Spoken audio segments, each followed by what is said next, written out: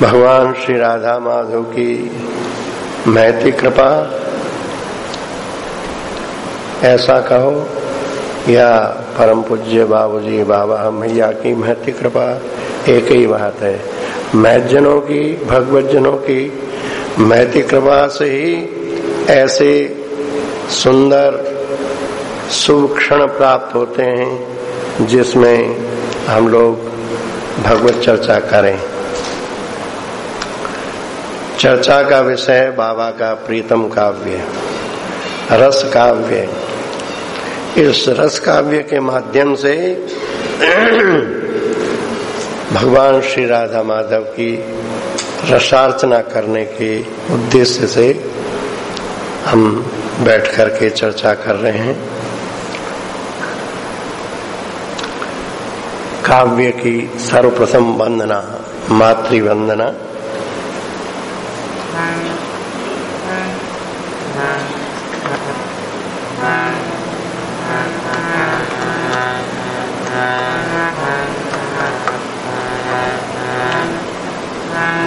ललितांबा मयीं ध्येया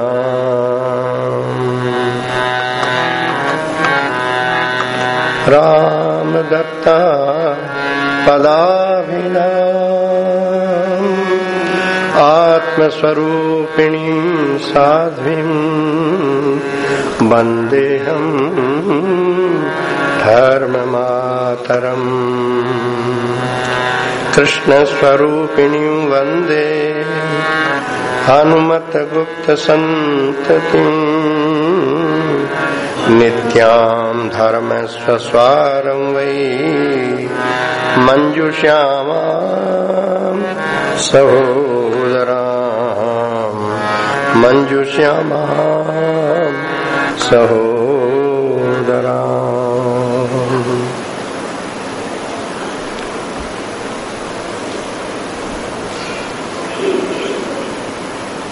कल द्वितीय शतक के 10 छंदों तक का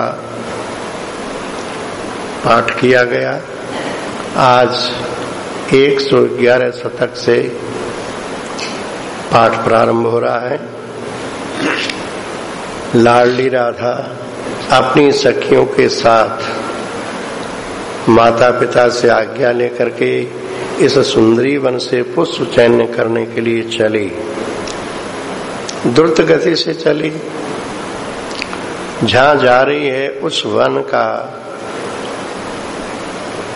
किंचित वर्णन बाबा अपने समक्ष प्रीतम से कर रहे हैं। वो वन बड़ा ही मनोरम वन है। कोई सपने में भी एक बार देख ले तो वहां सब कुछ न्यौछावर करके जाना चाहेगा। ये वृषभानपुर के उत्तर दिशा में उस वन की चारों ओर की परिधि कल बताई गई। पूर्व में श्री गिरिराज जी हैं, पश्चिम में श्री यमुना जी हैं, उत्तर में कोसों तक राजपथ है जिसके दोनों ओर हरे हरे छायादार वृक्ष हैं, और दक्षिण में गिरिराज जी से एक झरना निकल करके बहता है। ऐसा झरना है कि जिसका जल पावस ऋतु में भी उज्जवल मोती जैसा बना रहता है, और वो वहां से चलकर कलकल निनादनी श्री यमुना जी में मिल जाता है। इस वन में चारों ओर पगडंडियां हैं। इन पगडंडियों के दोनों ओर वृक्षों से लिपटी हुई पुष्पित लताएं हैं। उन पुष्पित लताओं में जो पुष्प लगे हैं उनके सौरभ से आकर्षित होकर के भंवरे गुंजार करते रहते हैं। उस पूरे अरण्य को वे अपने गुंजन से गुंजायमान करते रहते हैं। पक्षी कलरव भी वहां का इतना मधुर चहकता रहता है, कूजता रहता है कि गंधर्व पत्नियां भी उनकी उस कलरव की तुलना नहीं कर सकती। क्यों न हो, ये सामान्य पक्षी तो है नहीं, बड़ी तपस्या करके वरदान पाया है इस ब्रजधरा में, और उसमें भी इस सुंदरी वन में पक्षी बनने का सौभाग्य मिला है। श्री ब्रह्मा जी, उद्धव जी जैसे यहाँ की गुलमलता बनना चाहते हैं। ब्रह्मा जी तो कहते हैं कोई सी भी योनि में मेरा जन्म हो जाए तो मैं धन्य हो जाऊं। तो ये पक्षी इस वन में रहने वाली तरुणियों को मधुर संकेत करते हैं कि आज होने वाली वो मधुरतम लीला प्रिया प्रीतम की कहाँ होगी, इसका संकेत करते हैं। इसलिए यहाँ की तरुणियां इनका बड़ा सम्मान करती है। इस वन में क्या क्या देखने योग्य वस्तुएं हैं, तो ये तो वन की सीमा बताई। और इस वन में राधा कुंड, कृष्ण कुंड, गिरिराज जी के प्रांत में ये है, राधा कुंड है, कृष्ण कुंड है, और राधा कुंड के चारों ओर अष्ट सखियों की कुंजे हैं। तो उन कुंजों में अष्ट सखियां अपने अपने विशिष्ट भाव से भावित रहती है। तो इनकी कुंजों में भी, वहां की प्रकृति में भी, पेड़ पौधों में भी उस भाव की झलक स्पष्ट दिखाई देती है। तो आज सबसे पहले ललिता कुंज का वर्णन हो रहा है। ललिता जी माधुर्यमय खंडिता भाव की मूल स्रोत है। खंडिता भाव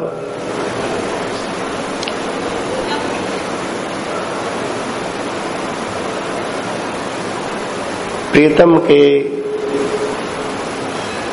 देर से आने पर, निर्धारित समय के देर से आने पर और अन्यत्र कहीं विहार करके उन प्रीति चिन्हों से संलंकृत होकर के जब आते हैं, तो श्री लता महारानी रोष व्यक्त करती है।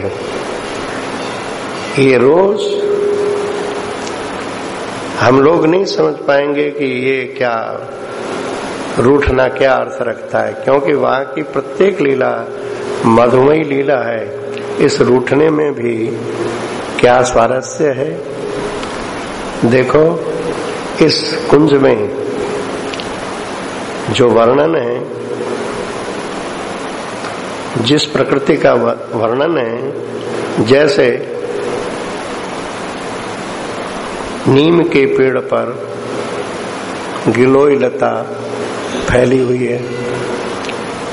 नीम भी कड़वा, गिलोय भी कड़वी, पर नीम और गिलोय कितने उपकारी हैं। कड़वे तो जरूर है, पर उपकारी कितने हैं। तो ललिता जी का रूठना भी श्री कृष्ण को रस रीति का पाठ पढ़ाने वाला है। भावुकता में कहीं श्री कृष्ण बहकने जाए, राधा रानी, ये ललिता महारानी बहुत सजग रहती है। इसकी कुंज में तमाल वृक्ष से लिपटी हुई लता धरा पर फैली हुई है। वो धरा पर फैली हुई लता ऐसी लगती है कि मानो तरु से रूठ गई है, और वो वृक्ष अपनी टहनियां झुका करके, तमाल के पत्ते बहुत कोमल होते हैं, या पीछे है जाके देख लो, स्पर्श करके देख लो, बहुत कोमल पत्ते हैं। वो तमाल वृक्ष अपनी शाखाएं झुका करके उस लता का स्पर्श कर रहा है, मानो वो रूठी हुई लता को मना रहा है। यहाँ तमाल कांत का प्रतीक है, लतिका कांता का प्रतीक है। वो झुक करके कहता है, रूठ इसलिए गई है जैसे श्री कृष्ण अन्यत्र कहीं विहार करके प्रीति चिन्हों से युक्त होकर के आते हैं तो श्री राधा मानवती हो जाती है।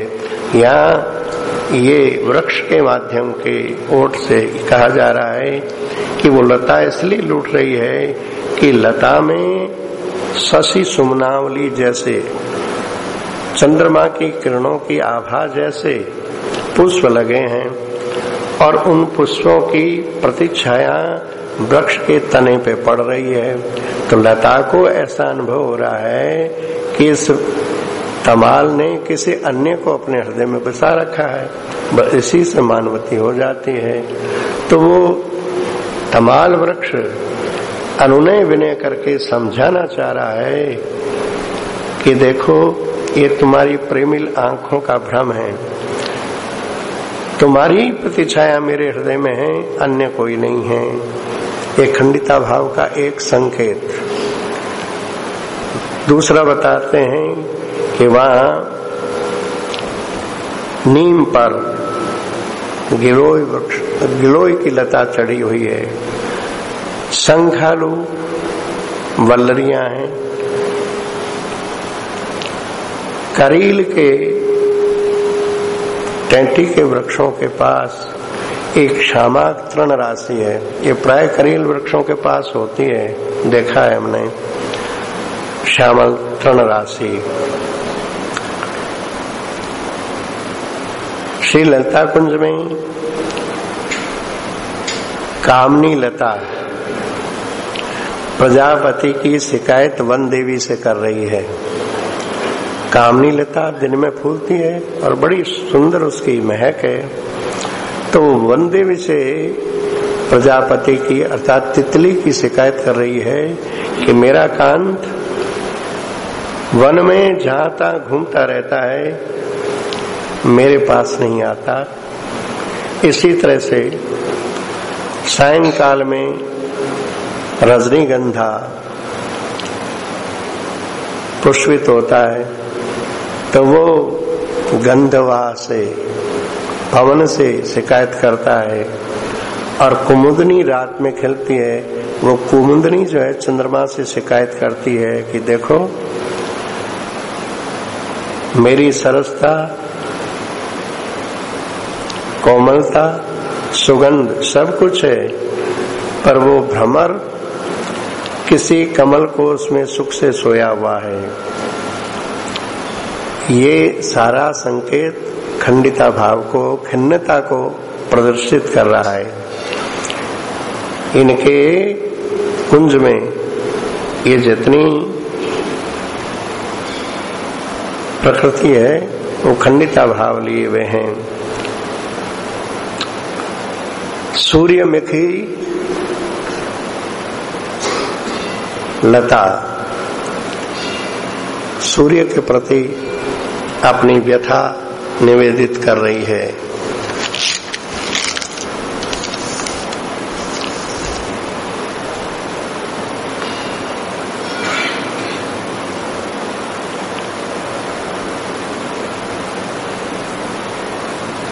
श्री गिरिराज परिसर में इस कुंजों के समीप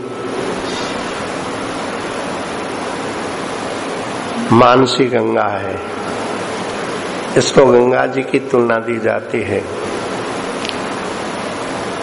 ये प्रवाहिनी अपने पति की खोज में निकलती है, बहुत ढूंढने पर भी जब नहीं मिलती है तो श्री गिरिराज जी की गुफा में से, वो महीधर की गुफा ही मानो कह रही है कि अरे श्री कृष्ण की एक कृष्ण वर्णा दूती तुम्हें बुला रही है। तो वो प्रसन्न हो जाती है कि श्री कृष्ण की दूती है तो निश्चित रूप से श्री कृष्ण का पता जानती है। तो वो जाकर के यमुना जी से मिल जाती है। चंदन आदि के सुगंधित नव निकुंज हैं। कटहल के वृक्षों से विरचित 10 कुंज हैं और वहां पर काल का निर्धारण करने वाला सूर्य स्वयं कल्प वृक्ष की छाया में प्रतिष्ठित देवी प्रतिमा की उपासना करता है वहां पर उज्जवल और नील मणिवत प्रकाश फैला हुआ है। श्रीफल की कुंजें हैं, उन श्रीफल की कुंजों की स्वयं सूर्य प्रदक्षिणा करता है। ये सब प्राकृतिक शोभा श्री ललिता कुंज की है।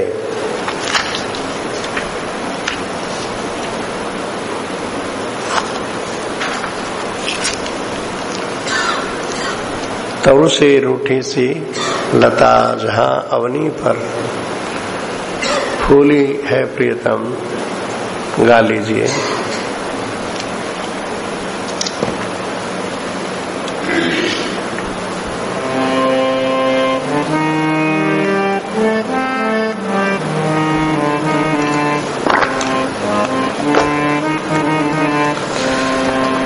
तरु से रूठी सी लता जहाँ अवनी पर थी फूली प्रियतम, द्रुम कर पल्लव से चूस की बाहें झुक कर कहता प्रियतम, प्रेमिल आँखों का ही भ्रम है, थी छाया ही उर में प्रियतम, इन शशि सुमनावली की जन्म रह रह कर जो करती प्रियतम, कामिनी प्रजापति की क्रीड़ा बन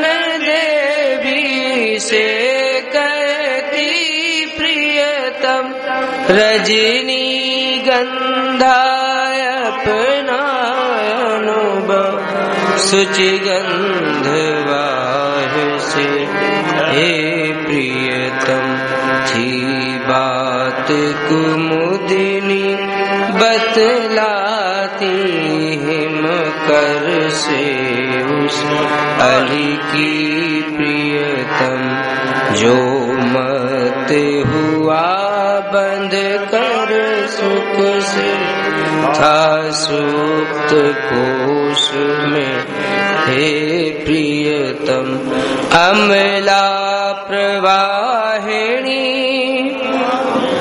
एक पति को थी खोज रही प्रियतम, जब मिला नहीं तब वह दीना पीछे की ओर मुड़ी प्रियतम, पर दरी महीधर की बोली रिया कृष्ण वर्णा प्रियतम, दूती है तुमको जो रही जा मिली अतः उससे प्रियतम, जय जय प्रियतम, जय जय प्रियतम, जय जय प्रियतम, जय जय प्रियतम।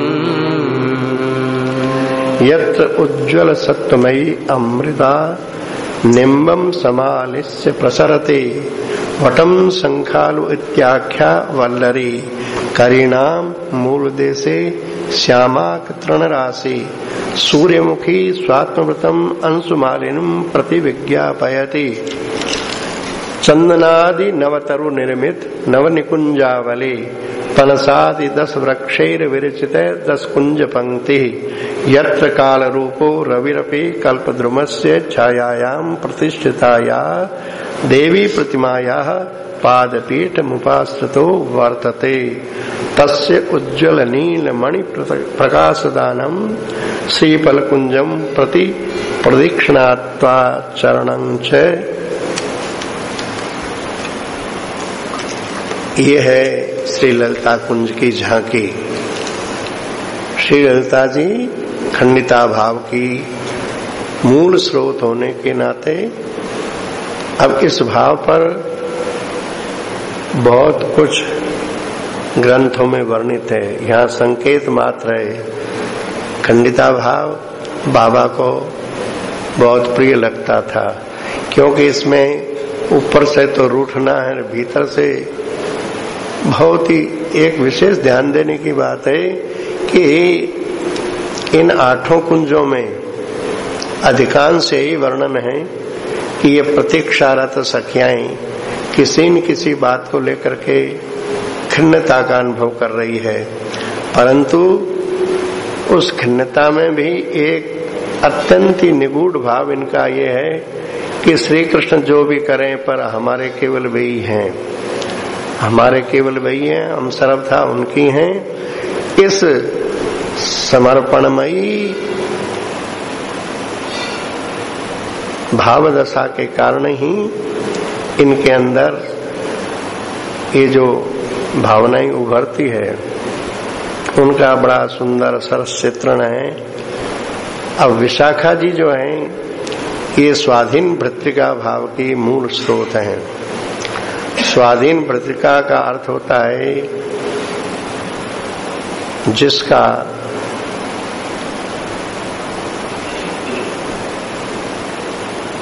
कांत उसके सर्वथा रुचि के अधीन हो।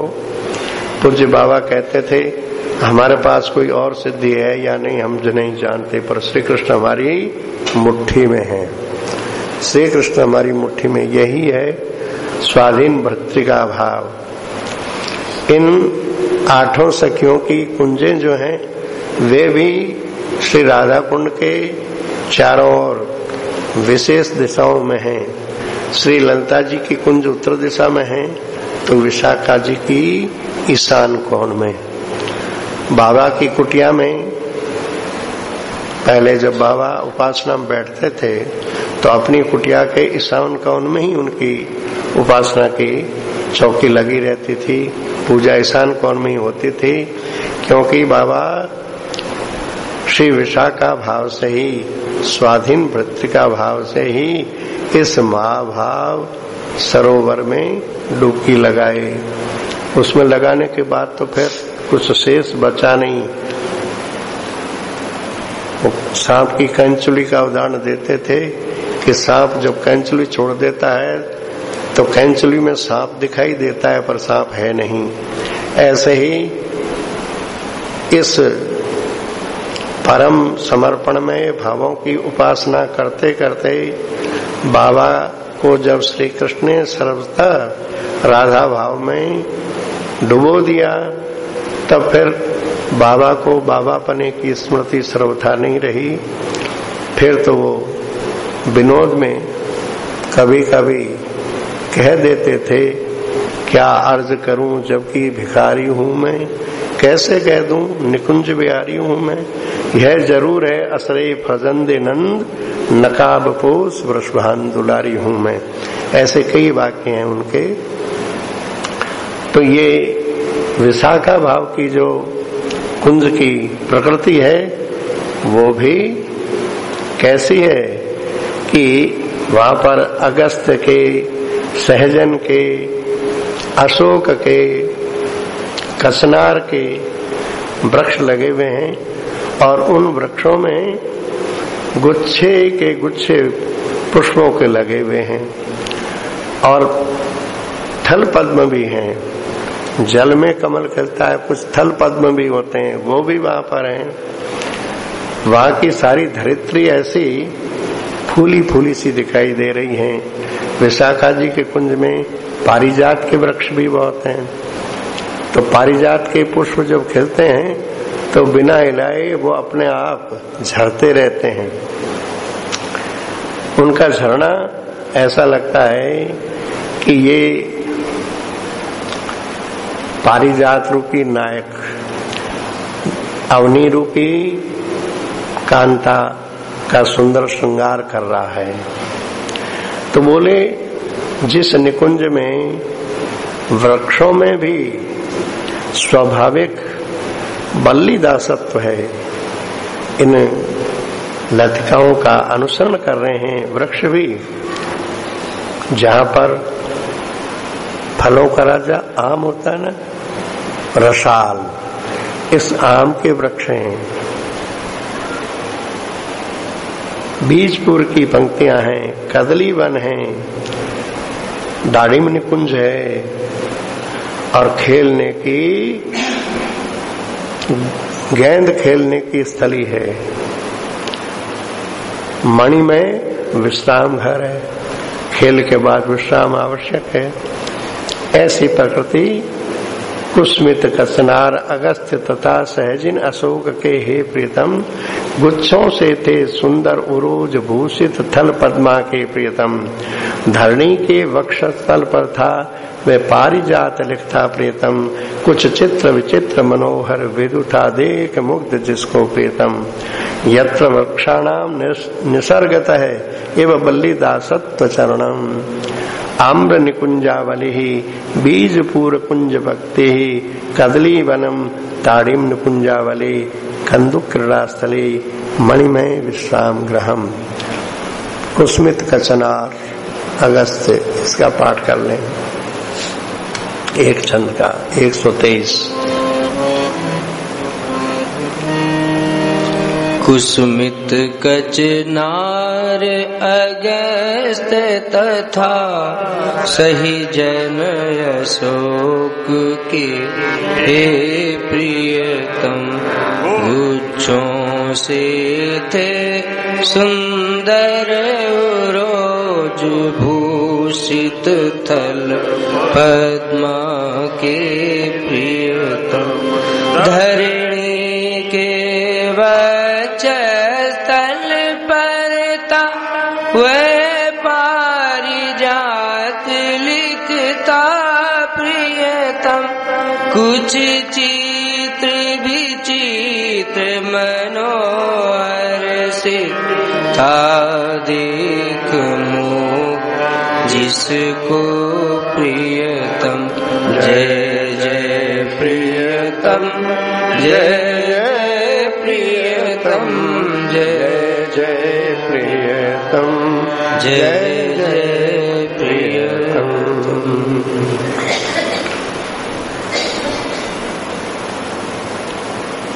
पूर्व दिशा में श्री चित्रा जी की कुंज है। चित्रा जी दिवाभिसारिका भाव की मूल स्रोत है। दिवाभिसारिका का अर्थ है सूर्य के रहते हुए कांत के पास संदेश देने के लिए श्री राधा रानी की ओर से प्रेरित होकर के औरों की दृष्टि से छिपती हुई पहुंचती है, अथवा प्रीतम श्री कृष्ण को संकेत के द्वारा दिन में श्री राधा रानी के पास बुलाती है। इस भाव से भावित श्री चित्रा जी, जिनको दिवाभिसारिका कहते हैं, इनकी कुंज कैसी है?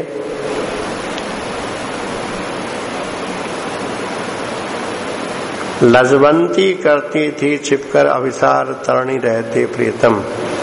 लजवंती के पौधे होते हैं, एक लता होती है, इसको कोई इशारा करे, छू दे तो एकदम उसके पत्ते मुरझा जाते हैं।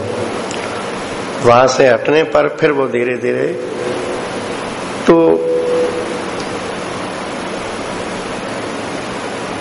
चित्रा जी चली संदेश देने, विवृत में हो जाती है। वन में बहुत से भंवरों का गुंजार देख करके उनको लगती कि अच्छा, श्याम सुंदर इतने रूपों में प्रकट हो गए, इतने रूपों में प्रकट हो गए। लजवंती है ना, इतने में उड़ता हुआ भंवर कोई छू गया, छूते उसने अपनी आंख बंद कर ली। आंख बंद कर ली, भंवरों का देखना बंद हो गया, तो उसको भान हुआ करे वो मुझे भी छोड़ के चले गए।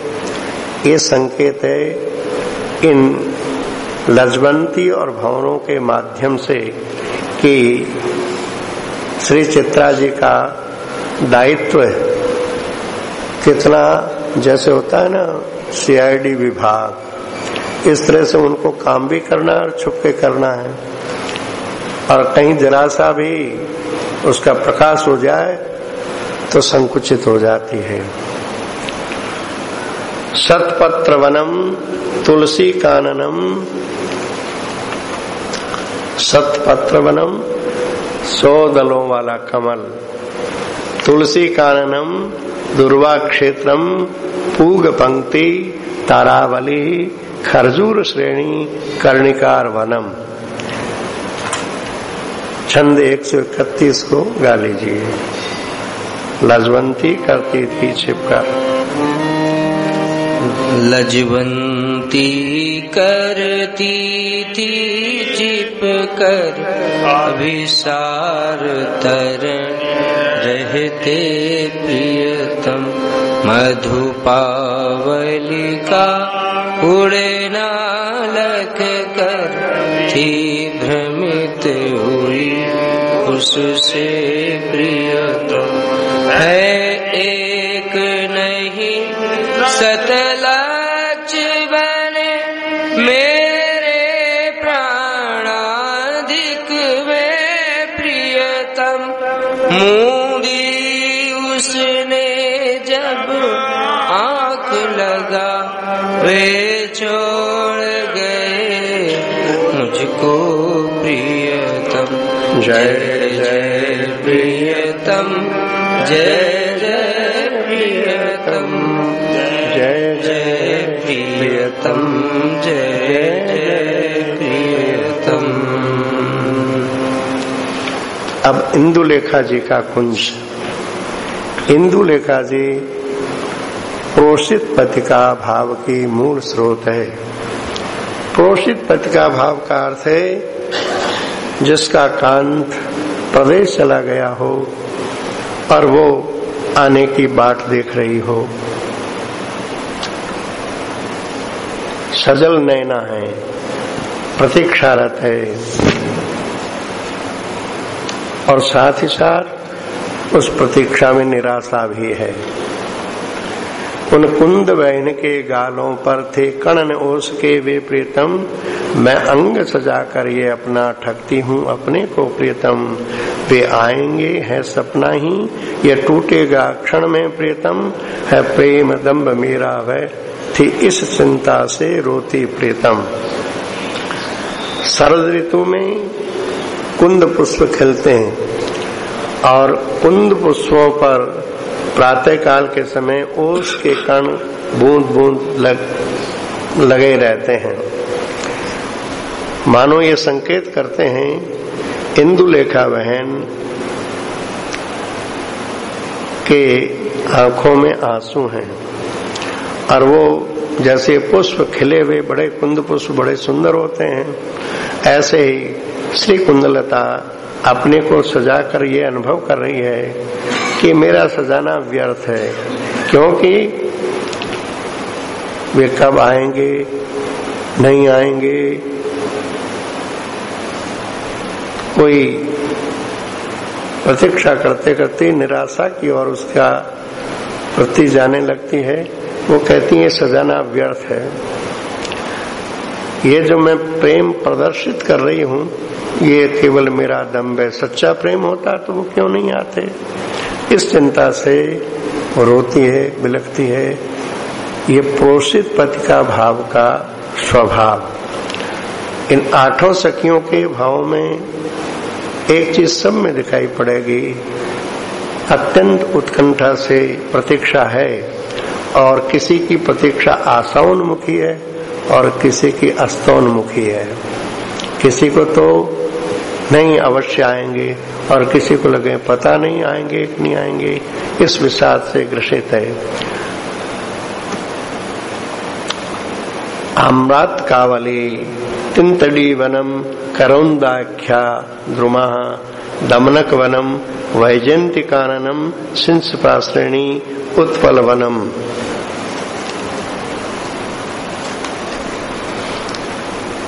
ये है श्री इंदुलेखा जी की कुंज में। और चंपकलता जी ये वासक सज्जा भाव की मूल स्रोत है।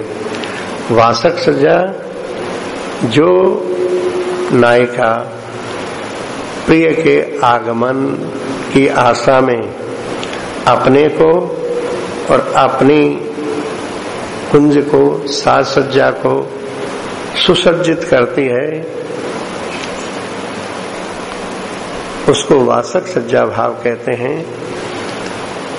चंपकलता, चंपा पीले फूलों की थी साड़ी पहने गाती प्रीतम, वह राग सुनाता नहीं वहाँ जो कभी किसी ने भी प्रीतम। मोहनी शक्ति उसमें अवश्य कुछ भरी अनोखी थी प्रीतम, प्रण ही मिलिंद था एक हुआ मिटकर विधान विधि का प्रीतम। यहाँ एक विशेष ध्यान देने की बात है। चंपकलता जी की कुंज में चंपा के फूल खिले हुए हैं, पीले पीले सुगंधित है, खिले हुए हैं। चंपा के फूलों के लिए ये प्रसिद्ध बात है, चंपा तुझ में तीन गुण, रूप रंग अरुभास, अवगुण तुझ में एक है, भ्रमर न आवे पास। भौरा सब पुष्पों पर बैठता है पर सुगंधित चंपा पुष्प पर नहीं बैठता। विधाता ने चंपा का ऐसा ही भाग्य लिखा है। तो ब्रह्मा जी की सृष्टि के प्राकृतिक जगत में तो ऐसा ही है कि चंपा पुष्प के पास भ्रमर नहीं आता, पर यह तो प्रकृति राज्य की बात नहीं है। यहाँ पर तो एक भ्रमर इस चंपा से आकर्षित होकर के आ मिलता है। पर कब आके मिलता है? जब प्रतीक्षा करते करते उसकी भी 10वीं दशा आने लगती है तब। चंपा पीले फूलों की थी साड़ी पहने गाती प्रीतम। पीले फूल खिले में ऐसा लगता है कि यहाँ की कुंज ने पीली साड़ी पहन रखी है और वो बड़ा सुंदर एक राग गा रही है, राग गा रही है, सुरभित सुमनावली, और वहां का सुंदर वातावरण। इस चंपा पुष्पों की जो रागनी है उसमें कुछ ऐसी अनोखी मोहनी शक्ति भरी हुई है कि विधान तो यही है कि चंपा पुष्प के पास भ्रमर नहीं आता, पर ये ऐसी कुंज है चंपकलता की, वासक सज्जा भाव की, ये एक ऐसी कुंज है कि वो भ्रमर आकर्षित होकर के आ ही जाता है। मधुक पंक्ति गंधराज वनम किंसुक श्रेणी इंगुद निकुंजावली, पाटल जम्बुद्रुमाहा मंदावरली बरबरी वनम, ये उनकी कुंज में है। अब श्री रंग देवी जी, ये रंगदेव जी की कुंज बड़ी विचित्र है। ये सखियों की गणना में छठी है और 9 दुर्गाओं में छठी देवी कौन है? श्री कात्यायनी जी। और आचार्यों ने श्री रंगदेव जी के संबंध में बहुत विचार करने पर भी ठीक ठीक भाव का निर्देश कर नहीं पाए, उनको कह दिया उत्कंठिता भाव। पूज्य बाबा ने भी पूज्य महाराज जी से चर्चा करते समय ये कहा कि पूर्वाचार्यों ने श्री रंगदेव जी को उत्कंठिता भाव की मूल स्रोत कही है, पर मेरे भाव जगत में श्री रंगदेवी जी का जो स्वरूप आया है वो ऐसा है कि उत्कंठिता भाव और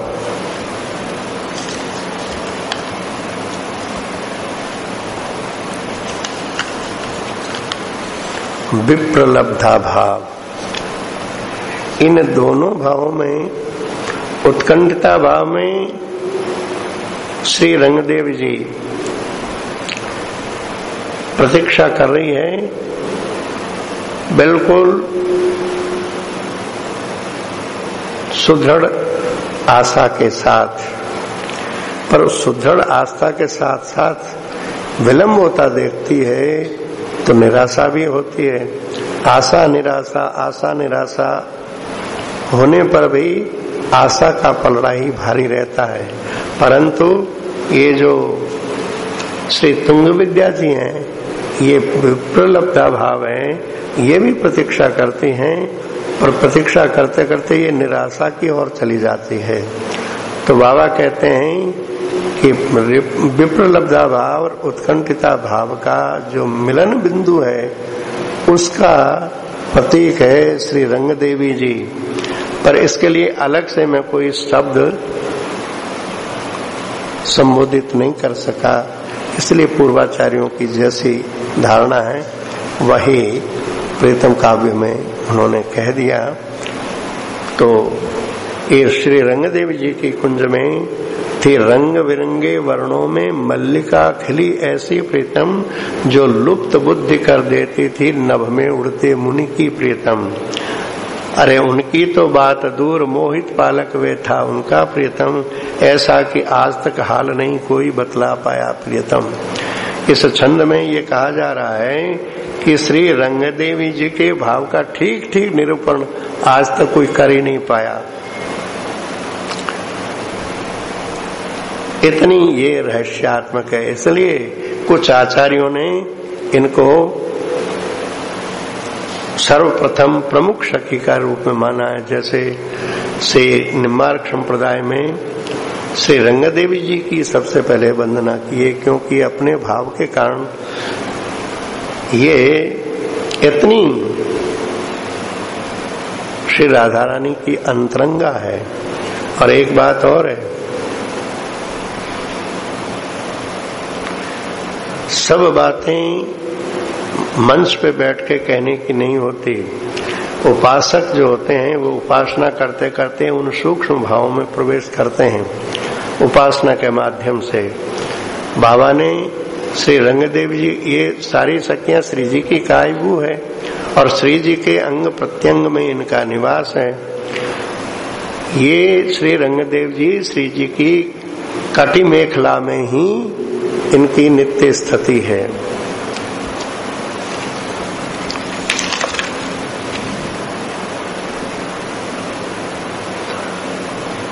मालती लता सदनों पे थी, फूली इठलाती सी प्रीतम, सुनकर समीर की साए साए उत्कंठित थी होती प्रीतम। वे ही होंगे प्यारा जब पर था नहीं दिखता है प्रीतम, वे बात जोर कर युति से करती रह कर थी प्रीतम। निराशा पूर्ण जिनकी प्रतीक्षा है, ये है विप्रलब्धा भाव वाली श्री तुंग विद्या जी। इनकी कुंज में अश्वत्थ श्रेणी, पीपल, प्लक्षवनम, तगर इत्याख्या द्रुमः, शालावली, देवदारू वनम, भुरुज वनम, जालकावली, इतनी चीजें इनकी निकुंज में हैं। ये प्रसंग थोड़ा जल्दी इसलिए कर रहा हूं कि ये साधना की वस्तु है, साधना करके इसमें डूबना चाहिए। वर्णन करने से श्रोताओं के कितना पल्ला पड़ेगा कहना कठिन है।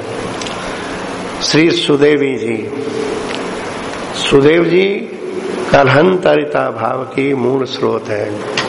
कलहंतरिता भाव का अर्थ होता है समय संकेत की सीमा को पार करके प्रीतम निकुंज में आने पर जो नायिका रूठ जाती है, अनुनय विनय करने पर भी जो एक नहीं सुनती, और उसके उस रूठने को देख करके थोड़ी देर के लिए कांत का वहां से हट जाना, और उसके हटते ही उसका रुदन प्रारंभ होना और अपने ही कृत्य पर अपने को ही खरी खोटी सुनाना, ये कलहंतरिता भाव। तो यहाँ बताते हैं इनकी कुंज में जपा के पुष्प नीचा मुख किए हुए दिखाई पड़ रहे हैं।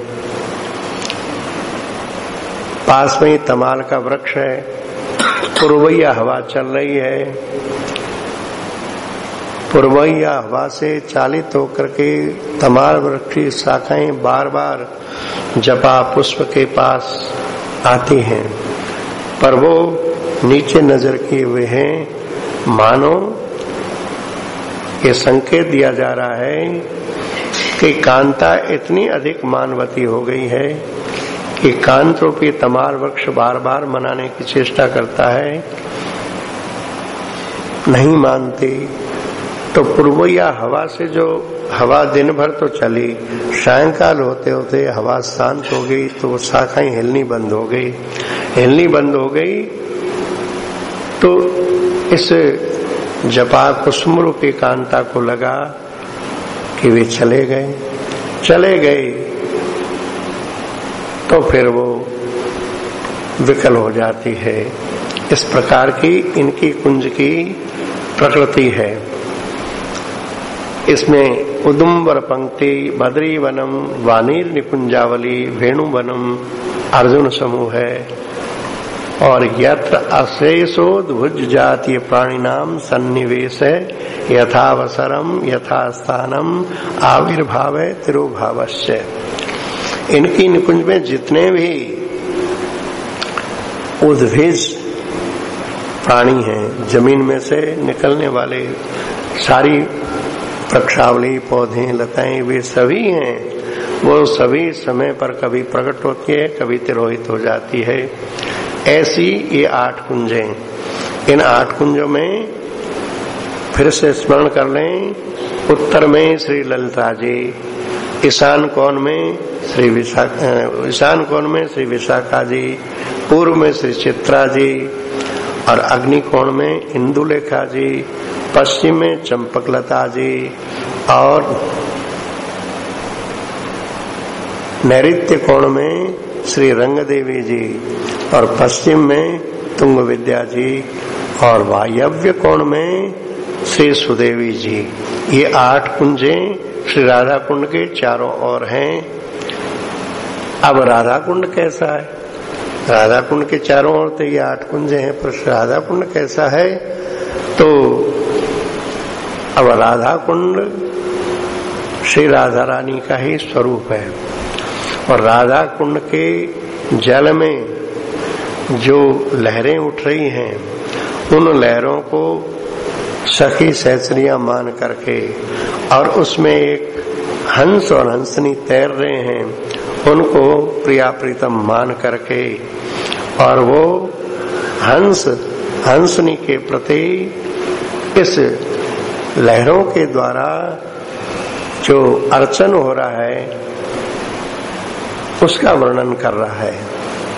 वास्तविकता तो ये है कि श्री कृष्ण ही श्री राधा की अर्चना करने की भावना से इन जल तरंगों का आश्रय लेकर के प्रच्छन्न रूप से श्री राधा को ही रिझाने का प्रयास कर रहे हैं। परंतु प्रच्छन्न रीति है, किसी की आड़ लेकर के कह रहे हैं कि हे प्यारी देखो, इस सरोवर में जो ये लहरें उठ रही है ना, ये तुम्हें तुम्हारे चरणों में अपना पाद्य अर्पण करती है। 16 उपचार पूजा के, उसमें पाद्य, अर्घ्य, आचमन, स्नान, क्रम क्रम से इन लहरों के द्वारा वर्णन किया जा रहा है।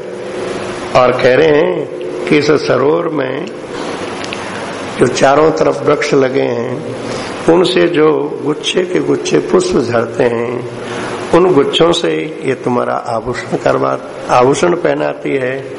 और इन पुष्पों के भीतर जो पराग है, वो पराग का तुम्हें सुगंध अर्पित कर रही है। और इनमें जो कमल खिले हुए हैं, वो कमलों को तुम्हारे चरणों पर पुष्प चढ़ाती हैं।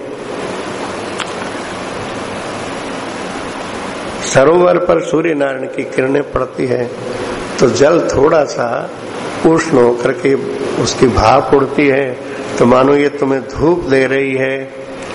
और दिन में सूर्य नारायण की जो परछाई पड़ रही है, रात्रि में जो चंद्रमा की और तारागणों की परछाई पड़ रही है, मानो ये तुम्हें दीपक दिखा रही हैं। और इन कमलों के भीतर कमल गट्टा होता है, बड़ा मीठा, उसी का मानो तुम्हें नैवेद्य अर्पित कर रही है।